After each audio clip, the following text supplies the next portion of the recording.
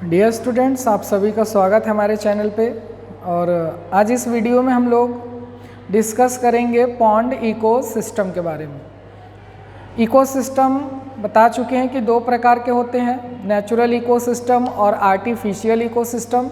Natural ecosystem को भी दो पार्ट में बांटा गया है, टेरेस्ट्रियल इकोसिस्टम और एक्वेटिक इकोसिस्टम।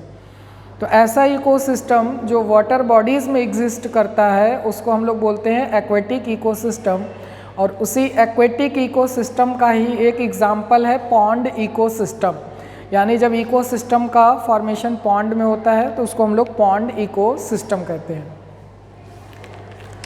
तो आज के इस वीडियो में हम लोग डिस्कस करने वाले हैं पॉन्ड इकोसिस्टम के बारे में। तो इकोसिस्टम कोई भी हो उसमें मेनली दो कंपोनेंट पाए जाते हैं, एक जो है एबायोटिक कंपोनेंट होगा और दूसरा जो है बायोटिक कंपोनेंट। एबायोटिक कंपोनेंट की बात करेंगे तो इसको हम लोग नॉन लिविंग कंपोनेंट भी कहते हैं। एबायोटिक मीन्स नॉन लिविंग होता है। और बायोटिक कंपोनेंट की बात करें तो इसको हम लोग लिविंग कंपोनेंट भी बोलते हैं, जिसमें कि लिविंग ऑर्गेनिजम्स आते हैं, जैसे डिफरेंट टाइप्स के प्लांट हो गए, एनिमल्स हो गए, बैक्टीरिया हो गए, फंजाई हो गए।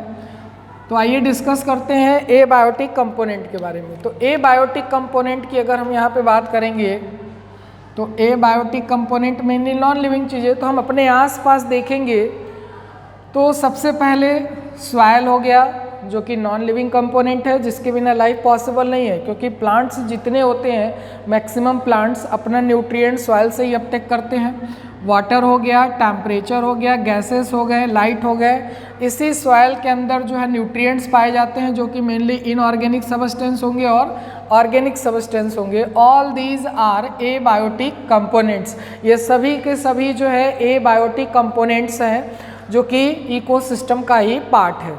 दूसरी तरफ हम देखेंगे बायोटिक कंपोनेंट, जिसको हम लोग लिविंग कंपोनेंट भी कहते हैं।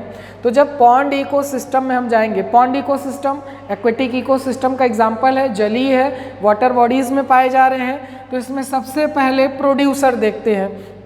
तीन पार्ट में इनको बांटा गया है, प्रोड्यूसर, कंज्यूमर और डिकम्पोजर।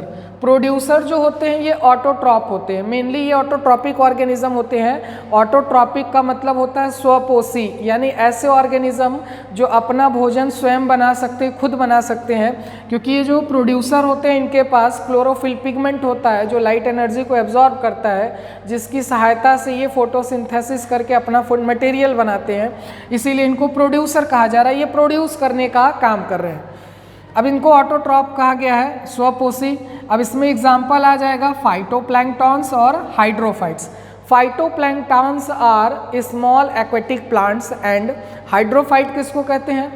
तो हाइड्रोफाइट्स नाम से ही पता चल रहा है, हाइड्रो यानी वाटर, वाटर में पाए जाने वाले जो प्लांट वाटर बॉडीज़ में ग्रो करते हैं, वाटर बॉडीज़ में सर्वाइव करते हैं, उनको हम लोग हाइड्रोफाइट्स कहते हैं। जो भी प्लांट पानी में पाए जा रहे हैं उनको क्या कहेंगे? हाइड्रोफाइट्स कहेंगे। हाइड्रोफाइट्स भी देखेंगे तो उनको भी कई कैटेगरी में बांटा गया है। कुछ ऐसे हाइड्रोफाइट होते हैं जो पानी के ऊपर तैरते रहते हैं, तो उनको जो है फ्लोटिंग हाइड्रोफाइट कहा जाता है। कुछ ऐसे होते हैं जो पानी के अंदर पाए जाते हैं, तो उनको जो है सबमर्ज्ड हाइड्रोफाइट कहा जाता है। तो ये ऐसे प्लांट हैं जो कि एक्वेटिक रीजन में ही पाए जाते हैं। तो इसका एग्जाम्पल हो गया प्रोड्यूसर का फाइटोप्लैंक्टॉन्स और हाइड्रोफाइट्स। दूसरा है हेट्रोट्रॉफ। हेट्रोट्रॉफ यानी परपोषी, जो अपना भोजन स्वयं नहीं बना सकता। अब यहाँ पे हेट्रोट्रॉफ की हम बात करेंगे तो अपना भोजन जैसे ह्यूमन बीइंग हो गए, एनिमल्स हो गए, या अपना भोजन खुद से नहीं बना पाते, ये दूसरों पे निर्भर रहते हैं।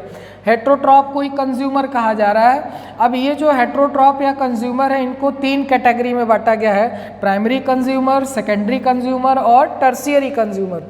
प्राइमरी कंज्यूमर की बात करेंगे तो ये शाकाहारी होते हैं, हार्बीवोर्स होते हैं, क्योंकि अपना भोजन ये डायरेक्ट कहाँ से लेते हैं? प्रोड्यूसर से लेते हैं, ये प्लांट से लेते हैं, प्लांट को ये खाते हैं, इसीलिए इनको हार्बीवोरस यानी शाकाहारी कहा जा रहा है। जिसमें एग्जाम्पल आ जाएगा जू प्लैंक्टॉन्स यानी स्मॉल एक्वेटिक एनिमल्स, और लार्वा आ जाएंगे, डिफरेंट टाइप्स के लार्वा पानी में पाए जाते हैं, और ये क्या करते हैं? हाइड्रोफाइट्स और फाइटोप्लैंक्टॉन को खाते हैं। तो ये शाकाहारी हो गया। और हार्बीवोर्स के पास ही कैपेसिटी होता है कि ये प्लांट मैटर को कन्वर्ट करते हैं एनिमल मैटर में।